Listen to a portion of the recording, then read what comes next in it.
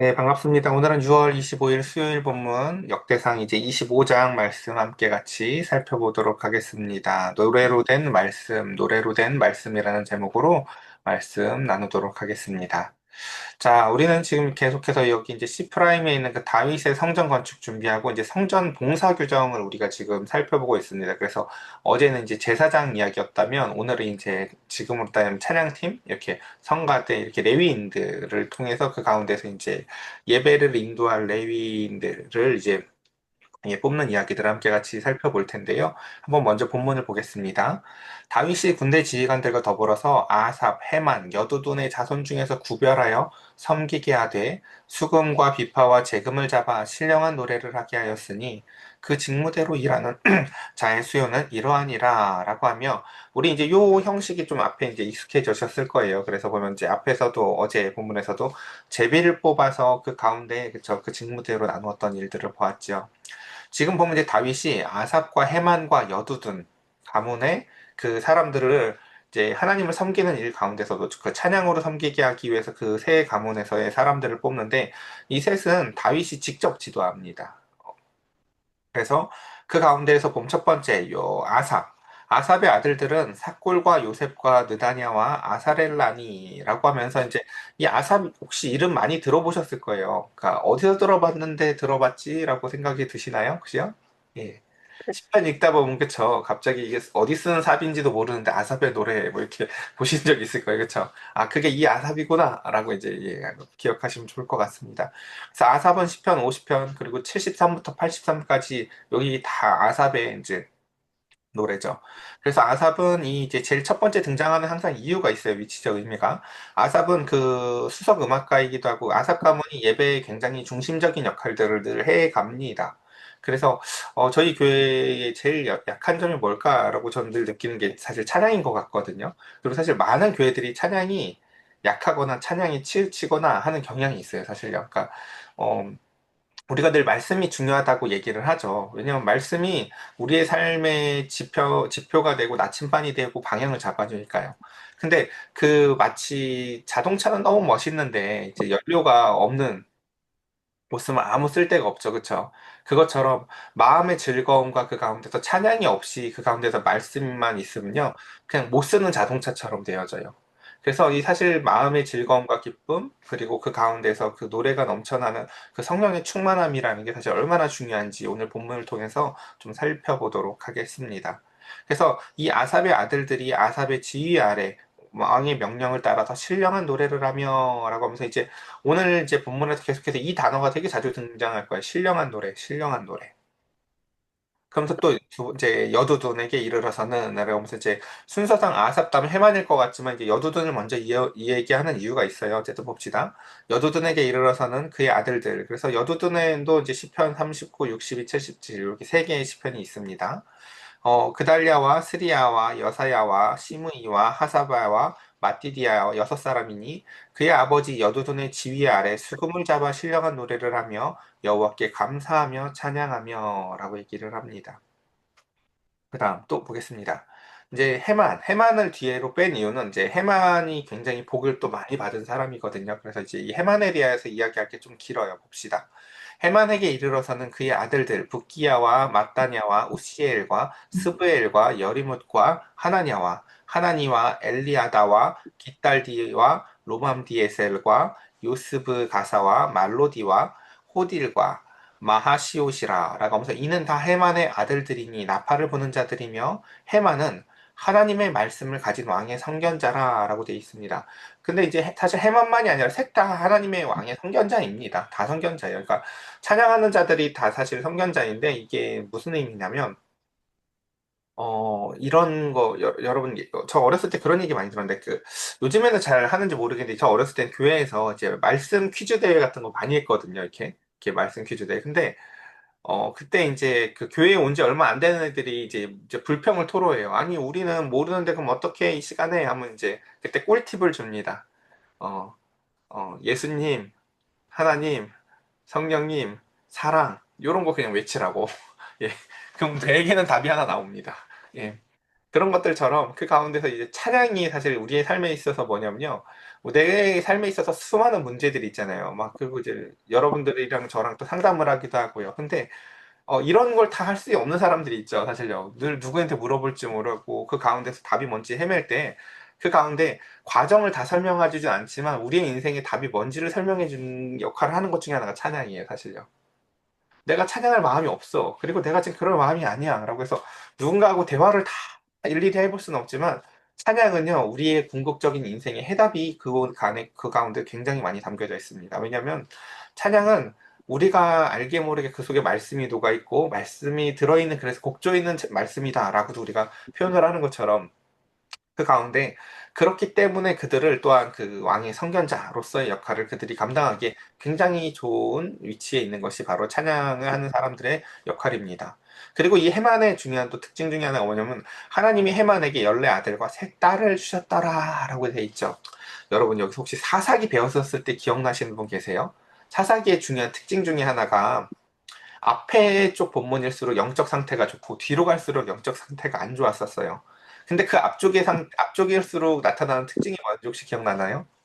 여자들의 이름이 정확히 등장을 하고요. 여자들의 역할이 굉장히 많아요. 그리고 뒤로 갈수록 이름도 없고, 예, 등장도 하지 않아요.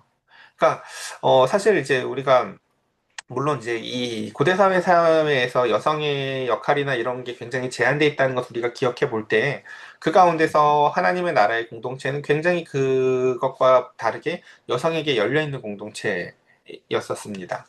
근데 그 가운데서 지금 보면 이제 해만이라는 사람의 이 해만 가문의 그 두 가지 특징이 있는데, 이제 첫 번째는 뭐냐면요. 굉장히 대가족이라는 거예요. 그러니까 여러분 일단 자손이 많다는 건요. 하나님한테 복을 받았다라는 되게 중요한 첫 번째 특징이에요. 예, 아시겠죠, 형사님? 예, 예. 그러니까, 그 복 받은 사람의, 왜냐면 하나님이 주시겠다고 했던 복의 특징들이 첫 번째가, 그쵸. 생육하고 번성하고, 그 가운데서 많은 자손이 하나님의 복으로부터 주어지는 것이다, 라고 얘기했어요. 저도 늘 자주 얘기했지만, 제가 살아서 이거보다 잘한 일이 없다고 생각하는 게 자녀 낳은 거라니까요. 그러니까 제가 열심히 공부한 거, 제가 뭐 수많은 것들 중에 뭐 신학을 공부한 거, 이 모든 선택을 뛰어넘어서 하나님이 저에게 주신 자녀보다도 제가 훌륭하게 무언가 한 일이 없다고 저도 정말 생각을 해요. 그것처럼 그 가운데서 하나님이 주신 복 중에 하나 그렇게 많은 자녀들을 우리에게 주셨다는 것인데 그 자녀들만이 아니 자녀들이 많다는 특징을 또한 넘어서 거기에 딸이 언급되는 유일한 가문이라는 거예요. 보면 여기는. 그러니까 실제로 우리 기억하실지 모르겠지만 그 출애굽기에서 보면은 하나님이 역사 가운데서 막 승리를 하고 돌아올 때 제일 먼저 뛰쳐나와서 찬양하는 찬양팀이 누구예요? 바로 미디암이었죠. 예, 그렇죠. 막 속옷 들고 나와서. 그것처럼 그 가운데 이제 이 여성들의 역할이 유일하게 표현되는 것이 바로 이 해만 가문이다라는 거 우리가 기억했으면 좋겠습니다. 그래서 음, 이들이 다 그들의 아버지의 지휘 아래 재금과 비파와 수금을 잡아서 여호와의 전에 노래하여 하나님의 전을 섬겼으며 아삽과 여두둔과 해만은 왕의 지휘 아래 있었으니 그쵸. 그래서 이들은 정확히 다윗의 왕의 직속 찬양팀이었었습니다. 그래서 그들과 모든 형제 곧 여호와를 찬송하기를 배워 익숙한 자의 수요가 280명이라 라고 해서 이제 이렇게 280명이나 되는 이들을 24개로 나눠요. 그래서 이 뒤에는 그래서 보면은 이 무리가 큰 자나 작은 자나 스승이나 제자를 막론하고 다 같이 제비를 뽑아 직임을 얻었다라는 것입니다. 그러니까 저도 예전에 조금 그 수요가 많은 찬양팀에 있었을 땐 이럴 때가 있었거든요. 그러니까 드럼 칠 사람이 한 3명 있고, 그리고 이제 뭐 신디 칠 사람이 늘 한 뭐 몇 명 있으면은 이제 뭐 연단이나 이렇게 해서 바꿨었던 것 같아요. 기억이요. 근데 이제 여기 보면 이들은 그 가운데서 그럼에도 불구하고 사실 우리가 찬양팀을 운영해 보면 제일 잘하는 사람이 그 자리를 계속 맡고 있는 경우를 우리 많이 보거든요. 왜냐면 우리가 딱 그냥 알잖아요. 저 사람이 나보다 훨씬 잘해. 그리고 쟤는 못해. 라고 하지만 그 가운데 우리가 어제도 얘기했지만 이 찬양을 드리는 그 자리가 가장 그 악기를 잘 다루는 사람이 그 자리에 머무는 것이 아니다라는 것을 우리가 어제도 살펴봤죠. 그래서 그것을 그럴 거였으면 뭘 하지 않을까요? 제비를 절대 뽑지 않죠. 예. 제비를 막 뽑아도 우린 알잖아요. 누가 제일 잘하는지. 우리 사람이 듣기에. 그러나 하나님께서는 이 모든 것들을 그 가운데서 여기 뭐라고 표현해요? 8절 다시. 큰 자, 작은 자를 상관없이 스승이나 제자를 막론하고 다 같이 제비를 뽑아서 직임을 얻었다. 그래서 이 제비 뽑기의 유익을 어제 우리가 뭐라고 배웠었는지 기억나시나요? 그쵸? 아, 나 저거 됐으면 좋겠어. 라는 마음을 포기하고 하나님이 내게 언제 무엇을 맡겨주시든 내가 그것을 순종할 자세를 배우기에 가장 좋은 제도 중에 하나가 바로 저 제비 뽑기다라고 말씀을 드렸습니다. 아, 우리도 이런 거 하면 좋을 것 같아요. 그쵸? 주일날, 자, 오늘 누가 기도를 할까요? 뾰로롱 가서, 야, 자, 윤정숙 집사님 일어나서 기도하세요. 이렇게, 그쵸? 예. 그냥 하는 거예요. 네. 그러니까, 그렇게 이제, 제비 뽑기를 통해서 그들이 이제 직임을 얻었습니다. 그래서 제비를 뽑힌 자들의 이름이 쭉 등장을 하는데, 이 이름들은 이제 자세히 읽진 않을게요. 여러분들이 한번 보면 천천히 읽어보세요. 자, 그래서 뭐, 첫째는 하면서 아삽의 아들 중 형제 요셉, 둘째는 그달리아니, 그와 형제들과 아들들이 12명, 그래서 쭉쭉쭉쭉 12명씩, 12명씩 이렇게 해서, 이제 그 이름들이 16째 해서 쭉 24째는 로밤디엘이니 그의 아들과 형제들은 12명이었더라 라고 해서 그 명단이 이렇게 등장을 하면서 그래서 제사장을 24갈래로 나눴던 것과 똑같이 음악가들도 24그룹으로 나누는 것을 오늘 우리가 본문을 통해서 보았습니다. 이제 오늘 본문을 좀 적용해 보려고 합니다. 이제 이 말씀을 살아내는 찬양에 대한 이야기들을 좀 나누어 보려고 하는데 여러분, 우리가 이제, 저는 이제 사실 그 세상 사람과 하나님의 백성을 막 절대적으로 이렇게 구분 짓는 걸 별로 좋아하지 않아요. 왜냐면, 좋게 쓰이지 않기 때문이죠.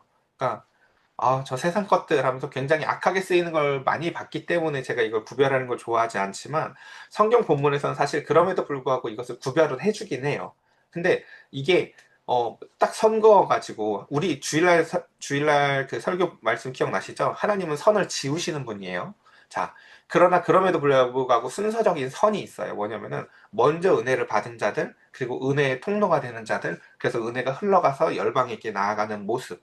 이런 것들이 있는 것처럼 제일 처음에 어쨌든 하나님의 백성과 하나님의 그 열방, 하나님의 백성이 아닌 사람들의 가장 큰 차이점, 그 선이 뭐냐면 바로 하나님이 임재하는 사람이라는 것이에요. 하나님이 예를 들면 이제 아브라함을 불러서 복이 먼저 아브라함에게 임하죠. 그러고 나서 그 사람이 하나님의 사람으로 변화된 이후에 그 사람을 통해서 세상에 하나님의 복이 흘러 들어간다고요.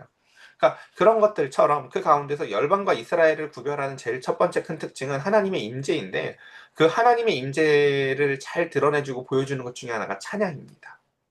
그러니까 음, 어, 에베소서 5장 18절 19절에 이런 말씀이 있어요. 술 취하지 말아라. 이는 방탕한 것이니 오직 성령의 충만함을 받으라. 이거 오늘날 표현으로 따지면 무슨 뜻인지 아시겠어요? 술 취하지 말래요. 근데 그건 뭐 그런데 그 뒤에 그 대신에 성령에 취하라고 표현이 돼 있어요. 근데 그 성령에 취하는 모습을 뭐라고 얘기하냐면 시와 찬송과 신령한 노래들로 서로 화답하는 모습으로 표현을 하고 있습니다. 음, 그러니까 어, 술 취하지 마라. 그 대신 시와 찬송으로 서로 화답하는 그와 같은 성령의 충만함에 취하라 하고 이야기를 하고 있습니다. 음, 그래서 우리가 주일 그런 말씀들 우리 많이 들었을 거예요. 그러니까 교회에서 사람들이 이제 하나님 앞에 기뻐하고 찬송하고 노는 것들을 보면서 흔히 세상 사람들이 가끔가다 그 교회 사람들을 보고 이런 말을 진짜 잘해요. 뭐라고요? 야, 니네는 어떻게 술 한 잔도 안 하고 저렇게 잘 노니? 라고 얘기를 하죠. 그 말 속에 그 잘 녹아 있는 거예요. 세상 사람들 술을 왜 마셔요? 놀고 싶고 마음이 즐겁고 싶어서 결국 먹는 거예요. 그게 수단이에요. 근데 하나님의 백성들은 술 한 잔 없이도 그 모든 것들을 다 성취하더라는 거죠. 그 가운데도 마음의 즐거움도 있고 기쁨도 있고요. 아, 이 새 노래가 우리 안에도 가득했으면 좋겠는데요. 이거 계시록에서도 우리가 예전에 말씀을 드렸었는데 새 노래가 이번 주에 새로운 노래 배울게요가 아니라 늘 뭐라고 얘기 드렸어요? 이번 주에 내가 또 하나님의 또 이런 면을 알았잖아. 하나님이 또 이렇게 이렇다라는 걸 내가 오늘 느꼈잖아라고 하면서 마음이 새로워지는 거예요. 그러니까 사랑을 더하게 되는 거예요. 이거 하나만 더 한번 예를 들어볼까? 예를 들면 이런 거죠. 나중에 우리 희수가 뭐 어떤 사람이랑 이제 만나고 결혼을 했는데 그 결혼한 사람이 이제 매주 와서 또 찬양을 하는 거죠. 제가 희수가 이뻐가지고 결혼을 했는데 살아보니 희수가 해주는 이 음식이 이렇게 맛있는 거예요. 그리고 그 다음 주에 와서 또 애가 와서 또 이렇게 뭐 희수가 아침에 일어나자마자 얼굴이 그렇게 귀여운 거예요. 이런 식으로 매주 매주 그 가운데서 마음의 기쁨과 즐거움으로 새로운 것들을 노래하는 것처럼 그 가운데서 하나님을 믿는 신자의 마음 가운데서 동일한 게 생겨나는 거죠. 제가 예전에는 하나님이 사랑만 많이 주시는 분인 줄 알았는데 아주 세밀하신 분이잖아요. 우리 요 앞에서 기억나시죠? 전쟁할 때 얘야 너 그 가운데서 저 뒤에 숨어 있다가 이런 소리가 나면 하면서 세밀하게 인도하시는 하나님을 만나고 또 찬양하기도 하고 하면서 하나님은 저 멀리서 그냥 구경만 하는 분인 줄 알았는데 이렇게 세밀하신 하나님. 그러니까 이런 하나님을 우리가 한 걸음 한 걸음 발견하면서 그 가운데서 노래하고 찬송하는 것이 바로 열방과 이 이스라엘을 구별하는 중요한 모습 중에 하나다라는 거 우리가 먼저 첫 번째 기억했으면 좋겠습니다. 두 번째 또 보겠습니다. 하나님은 우리 주일날에도 다 나눴지만 우리를 하나님의 형상으로 지었죠. 예. 아, 그러니까 여러분 제발 그 연예인들이나 보면서 쟤 참 예쁘다 뭐 이런 거 하지 마세요. 예, 예. 우리 전부 다 하나님의 형상을 닮아서 하나님이 우리를 다 예쁘게 지으셨습니다. 예, 옆에 사람들 보세요. 다 아름답게 지으신 겁니다. 근데 이제 우리 눈에는 청년 때나 젊었을 때는 팽팽하고 이쁜 것 같고 나이 들면 추해지고 못생겨지는 것 같이 보일지 모르겠지만 하나님은 우리를 나 너 하나님의 형상, 내 형상으로 지어서 난 네가 늘 이뻐라고 말씀하신다는 거죠. 근데 그 하나님의 형상으로 우리를 회복시키기 위해서 하나님이 하시는 일이 뭐냐면요. 우리의 고장난 마음을 치료하는 거예요. 그러니까 아무리 뭐 이렇게 얼굴 땡기고 뭐 주사 맞고 한다고 해도요, 여러분 그 세월을 막을 수가 없죠. 그 세월을 막으셔야 되는 게 아니라요. 마음이 회복돼야 되는 거예요. 하나님의 기쁨으로. 그러니까 얼굴이 주름이 없는 게 중요한 게 아니라 마음의 기쁨과 즐거움으로요. 웃는 주름이 생기셔야 돼요. 그래서 저 사람은 참 어떻게 늙어도 저렇게 그쵸? 이렇게 주름이 이쁘게 졌을까라고 하면서 우리가 그 사람의 외모, 그 생김새를 가지고 판단하는 것이 아니라 마음이 표정으로 드러나죠. 그렇죠? 그래서 그리스도인은 중요한 것이 늘 표정이에요, 사실요. 그러니까 근데 어쨌든 다시 본문으로 돌아가서 보면은 그 하나님은 우리를 하나님의 형상으로 지으셨는데 예수님이 이 땅에 오신 이유가 여러분 뭔지 아세요? 바로 우리를 다시 하나님의 형상으로 회복하려고 얘야. 그러니까 예수님은 이 땅에 어린 양으로 또한 제물로도 오셨지만 첫 번째, 다시금 두 번째 아담으로도 오신 거예요. 얘야. 이 땅에서 사람은 어떻게 살아야 되는 건지를 내가 보여줄게 라고 하시면서 우리를 그 하나님의 형상으로 회복시키기 위해서 오셨습니다. 그래서 우리가 이제 구약 성경과 신약 성경의 이제 그 확실한 차이 중에 하나가 뭐냐면 이런 거예요. 구약 성경은요, 하나님의 역사하심을 막 노래하거든요.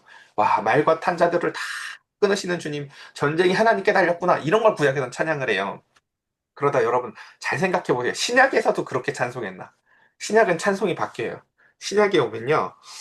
이 땅에 하나님의 아들인 독생자이신 예수 그리스도를 이 땅에 보내주셔서 우리를 그토록 사랑하시는 하나님을요, 먼저 그들이 경험을 해요. 그리고 그 당시엔 깨닫지 못해요. 그러다가 그분이 죽으시고, 부활하시고, 다시금 우리를 사랑하시고, 승천하신 그 주님을 사람들이 묵상하고 생각하고, 그러다 성령이 그 땅에 임하면서 그들이 성령이 마음이 임하자 예수 그리스도를 통해서 하고자 했던 하나님의 마음들이 막 깨달아져요. 하나님의 영이 아니면 하나님의 마음을 어떻게 깨닫게 하겠느냐 말하죠. 그러고 나서 그들은 이제 노래하는 방향을 조금 바꿔요. 하나님의 전능하심에서 하나님의 사랑이신 예수 그리스도를 노래하기 시작을 해요. 그래서 빌립보서, 골로새서, 고린도전서 이런 데 다 보세요. 보면요. 그 노래의 대상이요.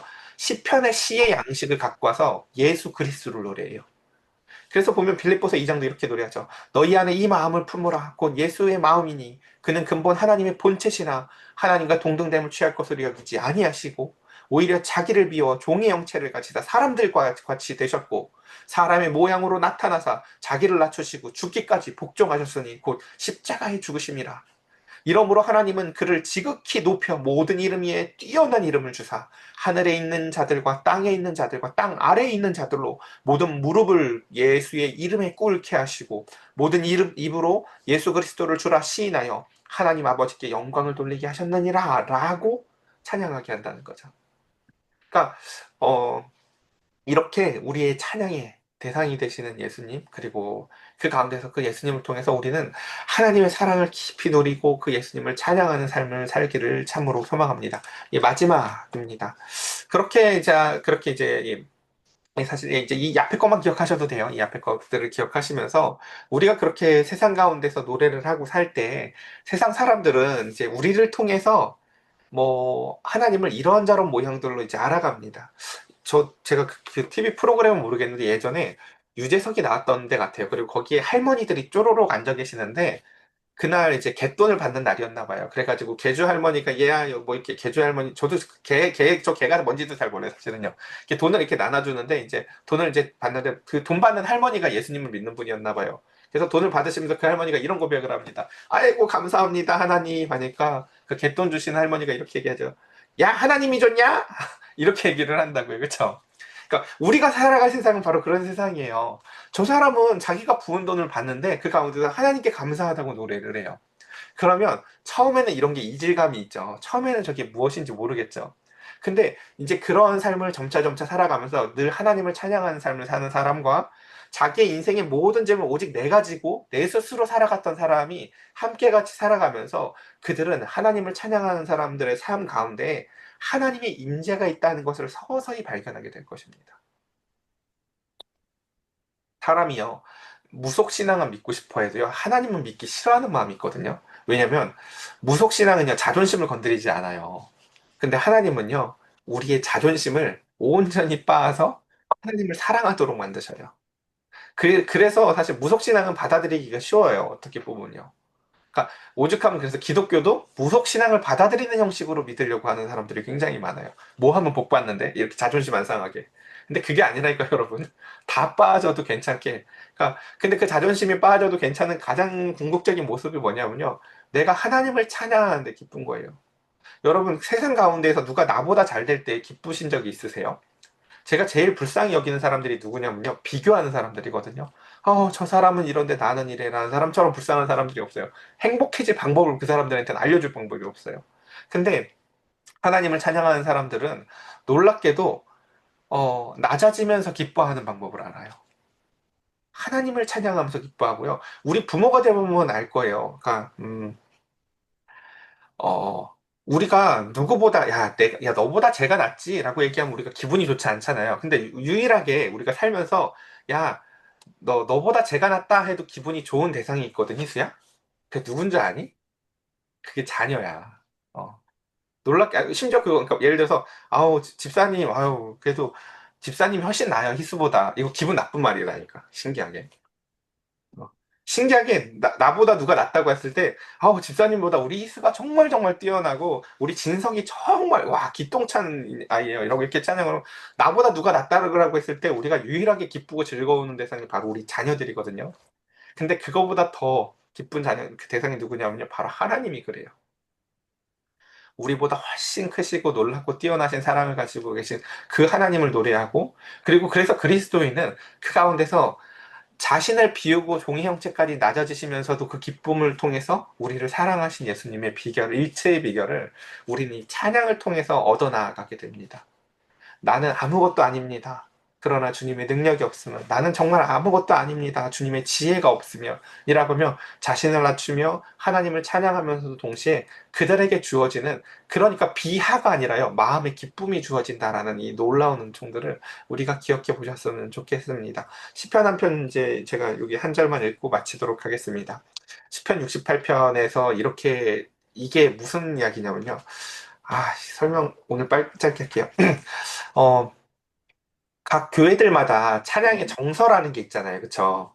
어제도 이제 저희 교회에서 찬양을 하는데, 이제 목사님들이랑 오셔서 찬양을 하는데, 아마 좀 속이 터지셨을 거예요. 우리 교회 MR로 찬양하잖아요. 일단 예전 좀 나이 있으신 목사님들은요, 박수 치면서 찬송을 빨리 하는 걸 좋아하세요. 그러니까, 근데 반주를 틀면요, 찬송을 빨리 할 방법이 없죠.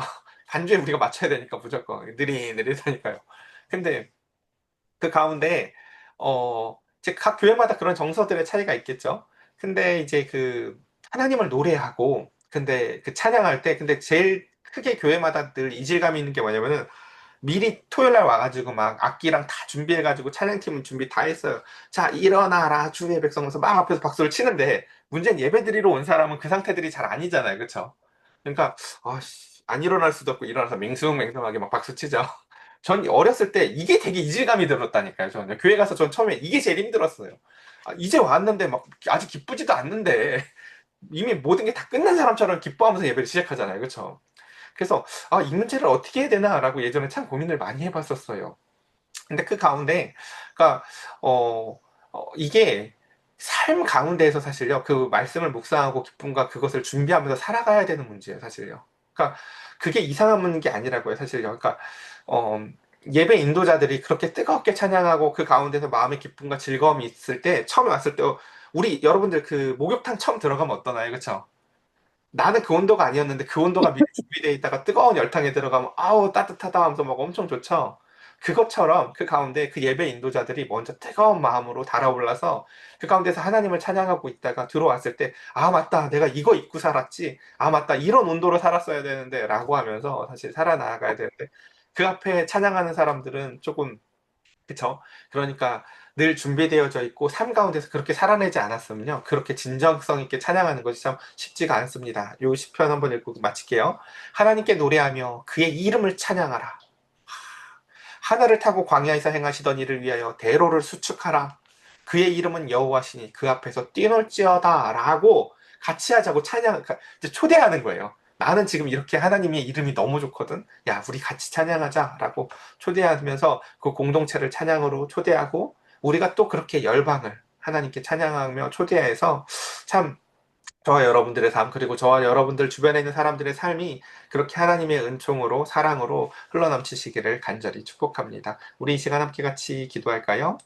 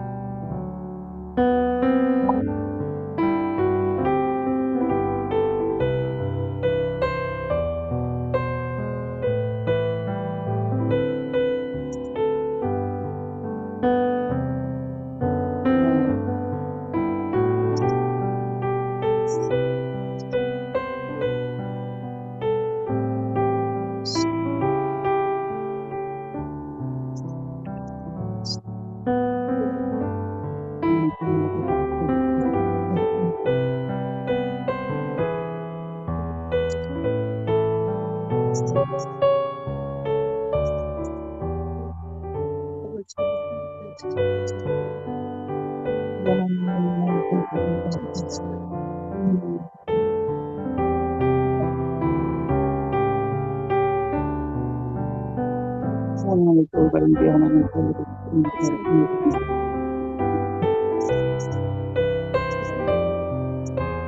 하나님의 덕분에 우리 통일을 돕고 양심을 돕고 하나님의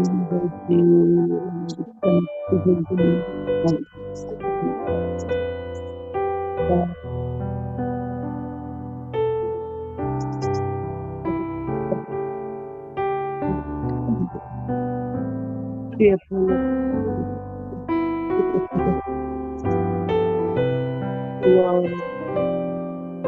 그냥